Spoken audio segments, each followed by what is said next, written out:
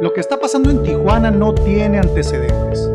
Primero el pleito de los del PRI que se fueron contra los del PRI que llegaron. A la fecha aún no sabemos si la deuda fue de 300 millones o de 800 millones. Ahora el pleito del alcalde del PRI contra el síndico del Partido Verde, que es su aliado, en donde el alcalde denuncia que está siendo sobornado por la cantidad de 80 millones de dólares. En Tijuana llevamos 100 días con este gobierno y además de los pleitos, no hay nada. No hay obra, no hay seguridad, no hay empleo, no hay rumbo, no hay nada.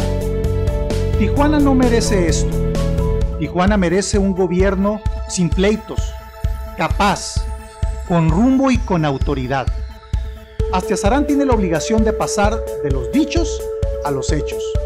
Si es verdad lo que ha denunciado, tiene que acudir ante la autoridad para que vayan a la cárcel esos políticos corruptos.